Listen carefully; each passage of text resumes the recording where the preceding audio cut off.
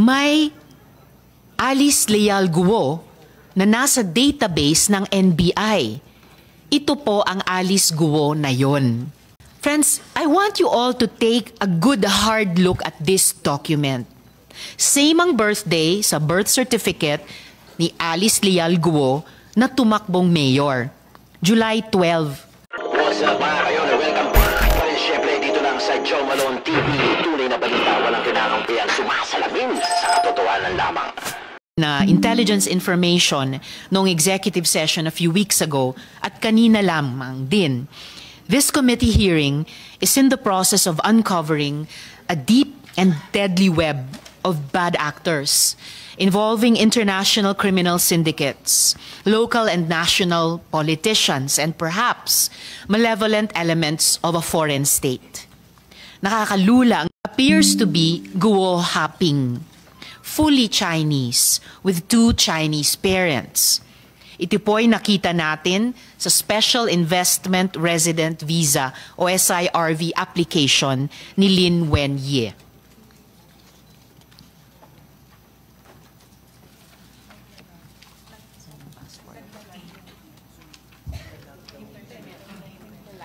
Okay, naglalag yung internet natin. I'll proceed. I wrote to the NBI to request the biometrics data of both Guo Haping and Alice Guo, looking to compare their fingerprints. Atin pong nakuha ang kanilang fingerprints at sa kasalukuyan ay ito ay ina-analyze. Ngunit po, salamat sa maagap na tugon ng bagong NBI Director, Jaime Santiago, nakuha din po natin ang impormasyon na may... Ito na ba? Ito yung una dapat? Opo, ito po yung una. Ito na po yun. Tuloy-tuloy na lang. Okay. Nakuha din po natin na may Alice Leal Guo na nasa database ng NBI. Ito po ang Alice Guo na yon. Friends, I want you all to take a good hard look at this document.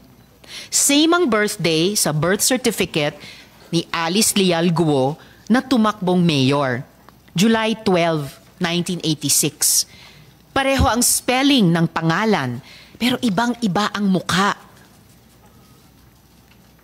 Napakadami ko pong katanungan. Is it a coincidence na may dalawang Alice Leal Guo na pinanganak on July 12, 1986 sa Tarlac?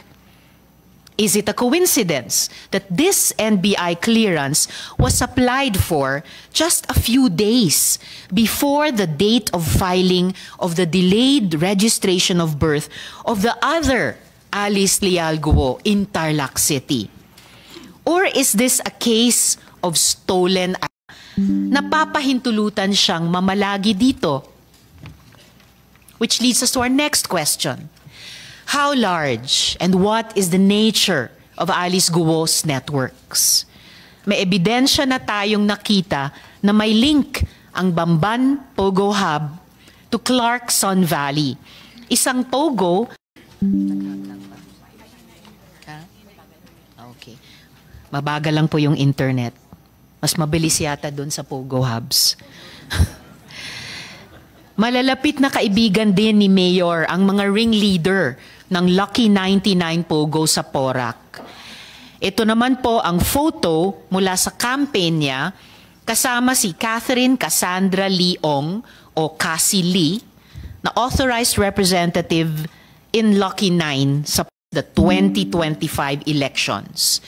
Mayor Alice certainly likes having friends in high places. Hindi po basta-basta ang mga kaibigan niya.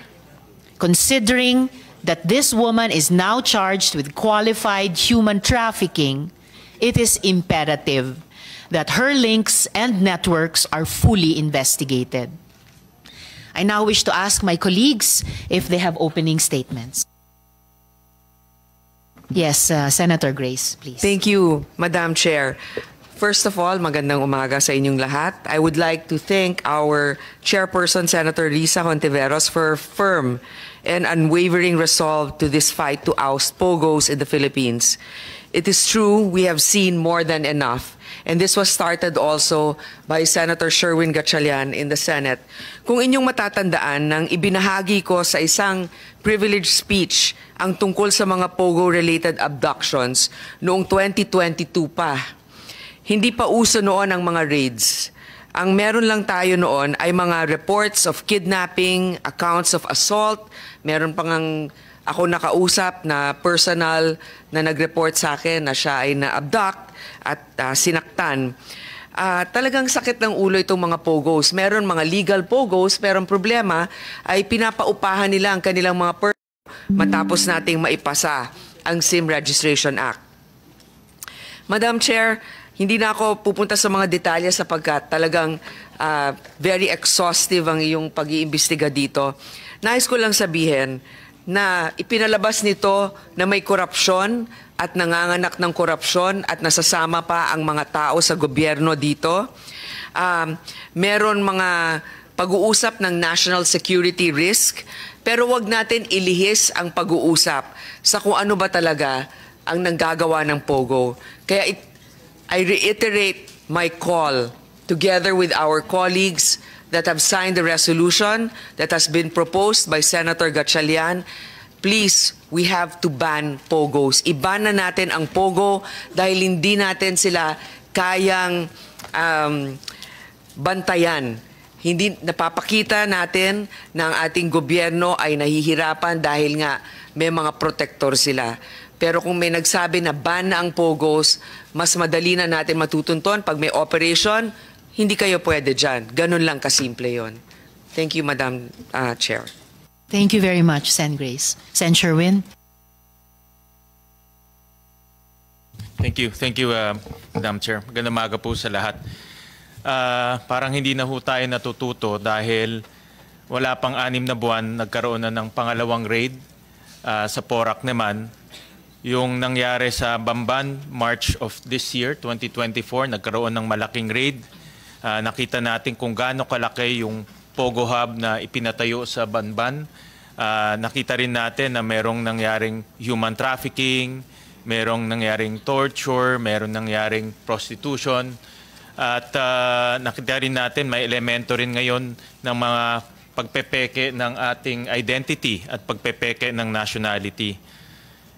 Wala pang 6 months, in June of this year, may na-raid naman sa Porac. At itong pag-raid sa Porac, halos parehong-pareho sa nangyari sa Tarlac. Itong Lucky South 99, 2 beses na-raid to. Noong September 2022, na-raid na siya. May Porac, gumamit rin sila ng mga bogus companies na ang kanilang mga ating bansa dahil ito ang nabibigay daan sa mas marami pang kriminalidad, lalong-lalo na walang katahimikan na nangyayari sa ating bansa. At nananawagan din po ako sa ating mga kasamahan na suportahan itong pagban dahil hindi tatahimik ang ating bansang Pilipinas hanggat nandito sila dahil pumapasok sila, gumagawa ng hindi magaganda. Nagkaroon po sila ng resolution denouncing the alleged conduct of online gambling and cybercrime operations sa barangay Anupol sa Bamban, declaring anti-illegal gambling policy of the provincial government of Tarlac. And it was reiterated, Madam Chair, by another panlalawig resolution of 2024, reiterate. Kailangan natin malaman yung naging history. Saya po, wala siya. Siguro, if there will be another hearing, again, Madam Chair, I suggest we invite also the former mayor na mukhang siya po ang naging susi kung paano nakapasok si Alice Go bilang sa political scene ng Tarlac, lalo sa Bamban. Nais ko lang pong malaman na yun nga po, na malaman na pag-akyat sa kapangyarihan ni Mayor Alice Go. Kaya nga po, hopefully we can invite the other persons, the former mayor who I understand siya po ang naging susi dahil po nag-last term ay itinulak si Alice Go na tumakbo bilang mayor dahil tatakbo po siya. So siguro siya po siguro itong POGO operations really funded the campaign of both the former mayor and ito si Alice Go.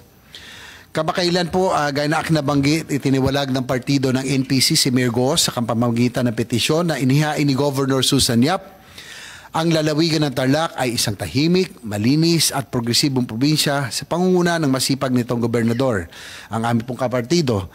Ang illegal na pogo operation sa bayan ng Bamban ay nakakasira hindi lamang sa imaheng ito kundi pati na rin sa mapayapang pamumuhay ng mga mamamayan sa probinsya ng Tarlac. Ang operasyon ng mga pogo sa bansa ay mailantulad na rin natin sa agresibong presensya at kilos ng mga Chinese sa West Philippine Sea. The presence of the Chinese Coast Guard and militia in our seas and the operation of pogos on our lands have only caused chaos and social disorder in the country. These are failed attempts to tamper with the Filipino courage and spirit, but undeniably have already adversely affected our communities and fellow citizens. The committee has uncovered and discovered not just the material facts and information to prove the involvement of Mayor Go, but also the compelling and disturbing reasons that call for the government's policy shift on POGO operations. I believe that really we already have to hasten the phasing out of the POGO industry. Huwag na po natin hintayin na may mahalan na naman na mayor o iba pang opisyal ng gobyerno na magiging protektor sa illegal na operasyong ito. Kaya nga po sana huli na po si Alice Go na talagang kitang-kita mo, Madam Chair, na siya po ay pinatakbo upang pagtakpan o upang magsilbi sa interes ng POGO operations sa Bamban. Kita natin sa buong Tarlac, wala hong POGO operations except in the municipality of Bamban. Muli, maraming salamat, Madam Chair.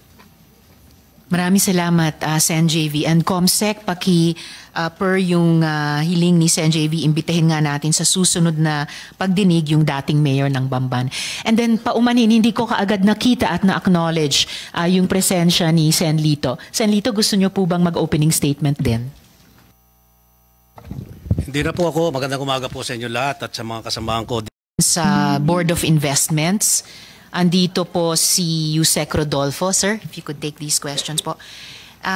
May ipa-flash po kaming ulit yung SIRV ni Guo Huaping at saka yung Board of Investments letter sa Bureau of Immigration dated 4th June 2024. Familiar po ba kayo sa mga dokumentong ito at pwede nyo po bang ipaliwanag yung konteksto ng mga dokumentong ito? Yusek. Forgive me, Yusek Rodolfo. I missed something important.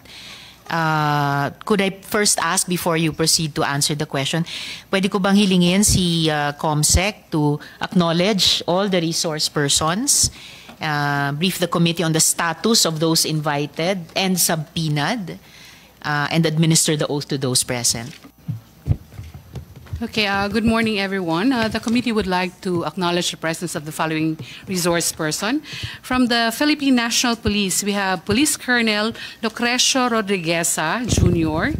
Then from the Criminal Investigation and Detection Group, we have Police Brigadier General Raul M. Takaka, with Police Major Liza G. Avila. Then from the Presidential Anti-Organized Crime Commission, we have Undersecretary Gilberto Cruz.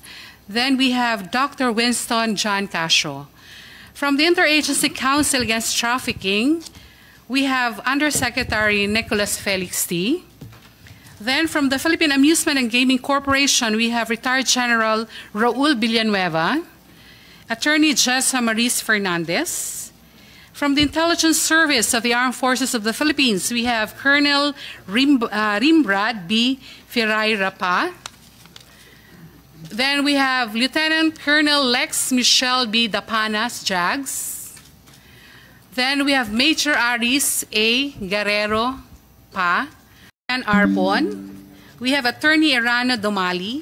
We have Mr. Jason Padilla, Miss Paula Bianca M. Diamante Honrado. From the Bureau of Internal Revenue, we have Attorney Ralbert John Tibayan and Attorney Scanton Orculio. Then from the Bureau of Immigration, we have Attorney Arvin Cesar Santos, Attorney Jose Carlitos Licas, and Mr. Peter Demetria. Then from the National Bureau of Investigation, we have Undersecretary. Then from the Department of Department of Interior and Local Government, yes, we have Yusek Llamas. Then from the local, and then we have Mayor Jaime Capil of the municipality of Porac, province of Tarlac, together with Engineer Glenn Lansangan. We invited, Your Honor, Ms. Guo Jiang Shong, Sheila Guo, Wesley Guo. These are the relatives of Mayor Guo. But the lawyer of the Guo acknowledged our letter, but they just reply that, the lawyer replied that he is not representing the other members of the family. Then the lawyer replied that he's not representing the members of the family? Yes. The other members? Yes. But, this is the lawyer of Alice Guo. Yes. So why is he even writing the committee about them? At ano po yung grounds ni Alice Guo for not attending the hearing sa kanyang sulat, Comsec? Yes. And I read, this is the letter of explanation of Mayor Guo. On 21 June 2024, I received an invitation to a public hearing dated 20 June 2024 from this honorable committee, inviting my presence as a resource person to the aforesaid public hearing scheduled on 26 June 2024 at 10 o'clock in the morning. Regrettably, I would like to most respectfully inform this honorable committee that I cannot attend and participate in the said hearing because I personally believe that I am not fit to appear as one of the resource person to the said inquiry. Truth be told, my exposure to prolonged stress and high level of anxiety owing to the concerning and malicious accusation thrown against me have adversely affected and caused serious impact on my physical and mental health. With all due respect, the mayor believes she is not fit to be a resource person, but the committee obviously believes she is fit to be a resource person. Kaya natin inimbita siya ulit.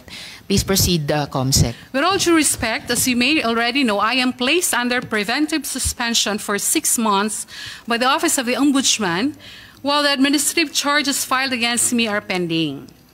Worse, our motion for reconsideration with motion to lift preventive suspension dated 10 June 2024 was denied, and in an order dated 18 June 2024.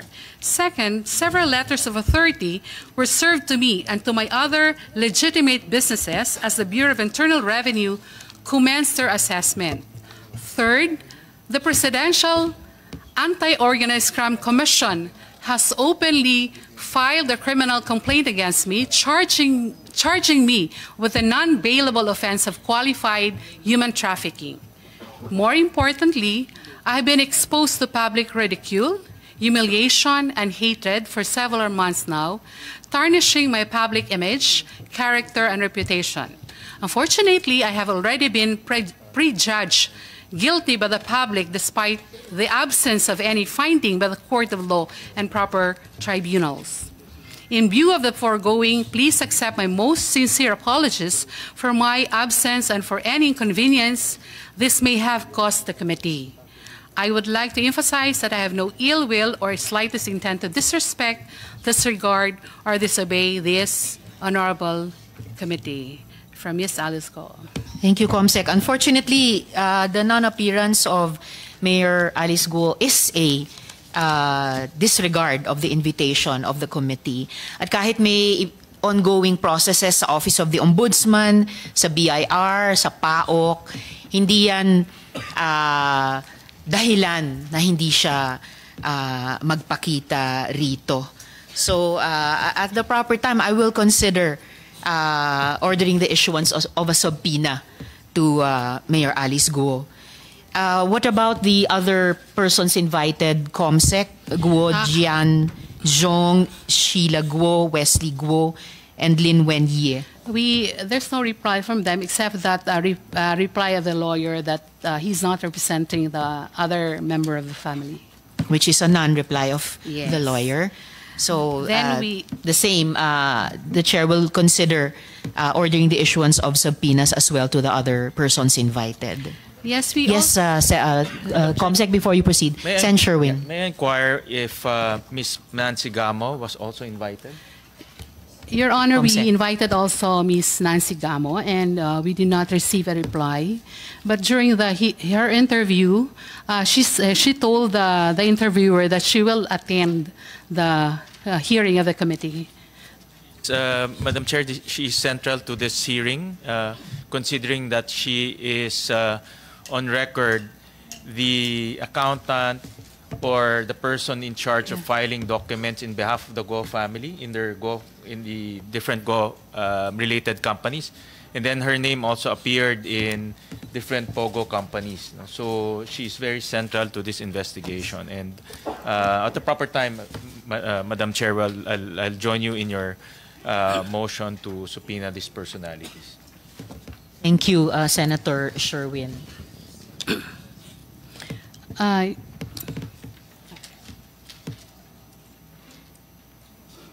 Madam Chair, there are still some resource persons here, I believe, that need to be acknowledged. Yes, so we thank know you, who they Sen. are. Grace.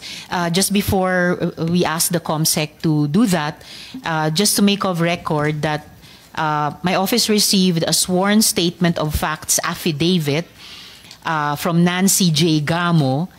And one of the points she makes here is that, however, I was unable to attend because I opened the email containing the invitation too late. Although this was for an invitation last May 22. So the point made earlier by Senator Sherwin stands, and the chair welcomes his manifestation. Please proceed, COMSEC. Your Honor, we also invited Jack Lopez Uy, but we were not able to locate his address. Then we invited Mr. Dennis Cunanan, the consultant of Advantage Management Consulting Philippines, but he just sent his lawyer, Attorney J. Floran Clerigo. Is the attorney present, COMSEC? Yes, Your Honor. All right, noted. Thank you, attorney. Then from we invited Mr. John Patrick Sampson, but the address that was given to us, the address there actually, the office was already closed. Then we sent an invitation to Mr. Alberto Rodolfo de la Serna and Ms. Cassandra Ong, and we received no reply from them. Then we have with us Ms. Merly Joy Manalo Castro. Then, on our invitation for Mr. Walter Wong Long, the warden of the provincial jail of Tarlac sent us a letter of reply. Sent us a letter informing us that our request has been denied by the judge. The judge denied our invitation, our request for the appearance of Mr. Wong based on the revised rules of civil procedure. Then we actually wrote another letter to Warden Munoz requesting if we can invite Mr. Wong online. But he replied, and can I read his reply, Your Honor? Please proceed, COMSEC. Inasmuch as the undersigned is eager to comply with your request, I'm afraid that doing so will have a consequence of facing charges of contempt before the court of jurisdiction. Secondly, I am not considering that I might be violating the constitutional right of the accused to self-incrimination as explicitly cited by the Honorable Judge Order dated 24 June 2024 under the revised rules of civil procedure, which is the very underlying reason for his denial of a request for a court order. The committee thanks the good judge for the reply, and we'll consult with Senate Legal kung ano yung proper possible next steps namin, fully respecting the separate and co-equal status of our different branches of government. Please proceed, COMSEC. Yes, we also sent an invitation to Mr. Jonathan Mendoza, the spokesperson of Son Yuan, Ms. Nancy Jimenez Gamo. Then there's no reply from them. Then from the Lucky South 99, we invited Mr. Michael Bryce Macarenas, Ms. Stephanie Macarenas, and Mr. Rodrigo Aban Bande and Mr. Shantang, Mr. Jing Gu, but we did not receive any reply from them. The last hearing, the Honorable Senator Win Gatchalian reminded us about the subpoena about Ms. Jamie Lynn Cruz, Mr. Roderick Paul Pujante, and Mr. Juan Miguel Alpaz. But until now, we cannot get the address because the address stated in the articles of incorporation were all non-existent.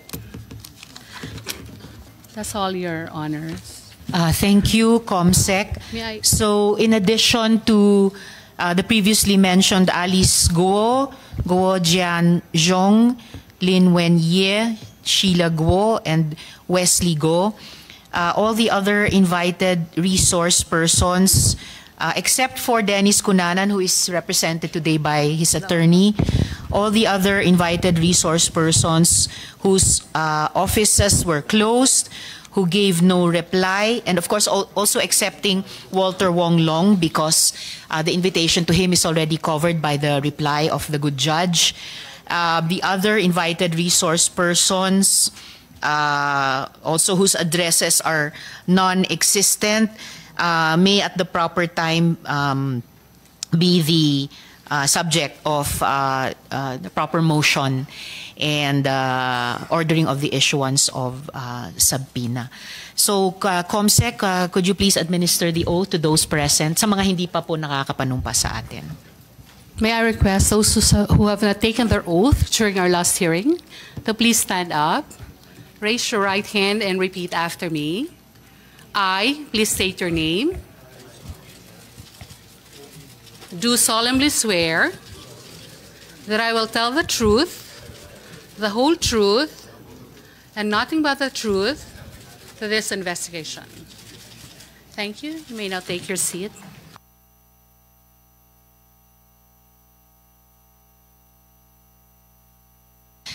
Maraming salamat, COMSEC, at sa lahat ng mga resource persons. Before we go back to you, Sec. Rodolfo, and our questions for the Board of Investments, just to act on this matter already, the Chair orders the issuance of subpoenas to the previously mentioned invited resource persons who did not make themselves available for the hearing today. I second the motion, Madam Chair. So moved and duly seconded. Thank you to Sen. Sherwin. So the Chair orders such, COMSEC. Salamat po. So let's go on now with the Board of Investments. We'll flash again, Yusek Rodolfo, the SIRV of Guo Huaping and the BOI letter to the BI dated 4th June 2024. Familiar po ba kayo sa mga dokumentong ito at pwede nyo po bang ipaliwanag sa amin ano po yung konteksto ng mga dokumentong ito? Yes, Your Honor. Honorable Chair, honorable members of the committee, we actually received 3 requests on information related to this hearing. One is from Commissioner Norman Tansinco on a letter that he sent to our DTI Secretary Alfredo Pascual and the BOI Executive Director Bobby Fondevilla. This was dated June 3, inquiring on the complete details of the special investors resident visa application of one Guo Jian Zhong. And we replied, Your Honor, June 3, same date, but was received the day after by the Bureau of Immigration, informing the Bureau of Immigration that as per our records, the said foreign national and his dependents were previous holders of SIRV issued pursuant to provisions of Book 5 of Executive Order 226, otherwise known as the Omnibus Investment Code of 1987, with the following details. So the SIRVs were issued to Guo Jian Zhong, the principal, with date of birth 16 September 1958, to Shi Xiu Mei, the dependent spouse, date of birth September 9, 1961, to Guo Lingling, the dependent daughter, dependent, date of birth November 21, 1982, and to Guo Lina, dependent daughter, September 15, 1986, yung date of birth po. The SIRV status, this was canceled in May 23, 2003. And then, So, Yusek, yung mga pangalang binanggit nyo dun sa naunang SIRV na in-issue are different from the names we see here. So, we're presuming these are different dependents, or we can say they are not the same as appear in these documents. yung sa pangalan po, but we have no competence. We're not the competent authority to determine whether pareho silang mga katauhan po. But may I also proceed, Madam Chair, on the official request that we received from the Senate Committee on Women, Children, Family Relations, Gender and Gender Equality Yes, dated please. 19th June and 20th June.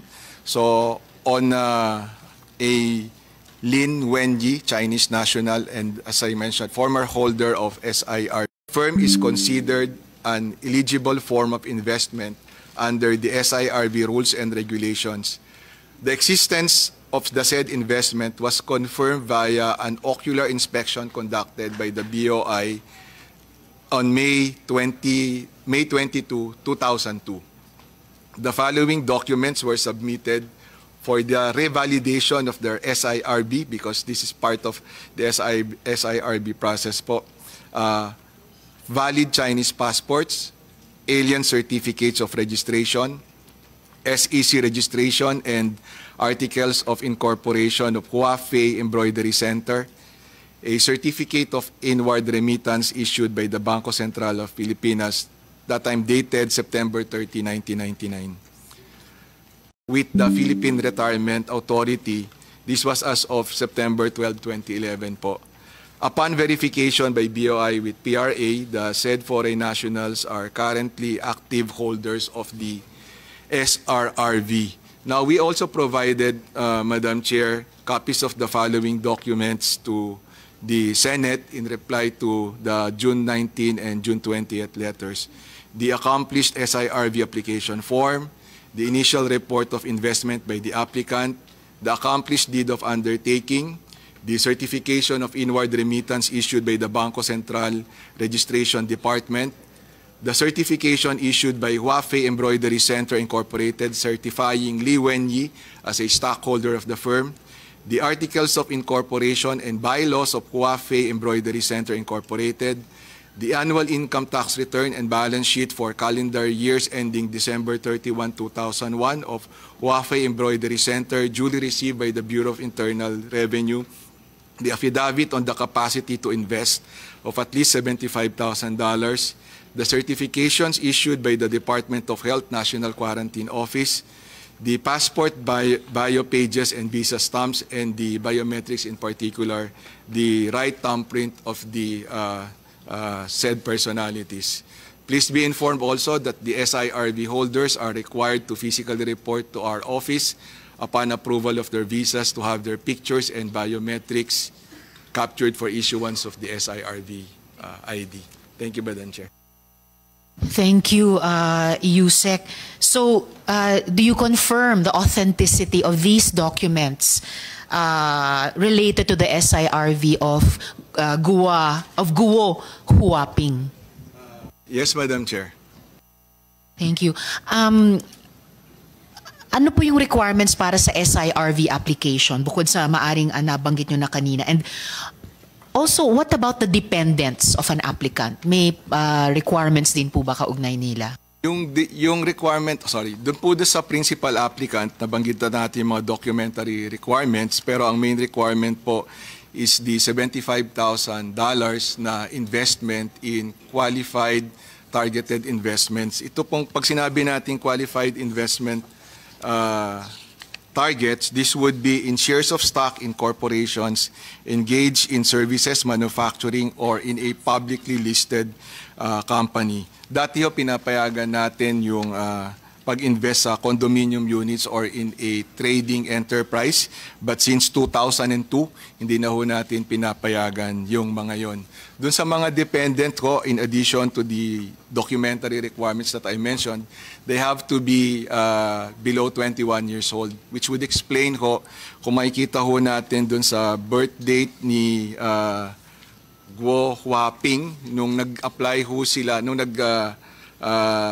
requested their SIRB to be canceled in 22 August 2011, lalagpas na ho siya sa 21 years old. Kaya siya we could surmise that that is the reason why they transferred to the Philippine Retirement Authority Special Resident Retirees Visa. Salamat, Yusek. Oo, patatanungin din natin yung tungkol sa PRA mamaya. Pero dito pa rin sa SIRV ng BOI, required po ba ang personal appearance ng lahat ng aplikante? At may biometrics bang kinukuha ang BOI? Opo, Madam Chair. The SIRB holders are required to physically report to the Board of Investments upon approval of their visas to have their pictures and biometrics, in particular signature and fingerprint captured. Para ho to kasi sa issuance ng kanilang SIRV ID. So kailangan po silang mag-physically to report in our offices. In our office, sorry. And speaking of, kanina binabanggit nyo nga po yung thumbprints, no? Kababanggit nyo ulit ngayon. Normal po ba na yung isang ina, i-enter niya yung thumbprint niya para sa minor child niya? So, halimbawa, in the case of one of these documents, yung minor child, mga 9 years old, so hindi na po siya baby. At may papakita po ako dito ulit. Ito po. Even to the naked eye, it looks like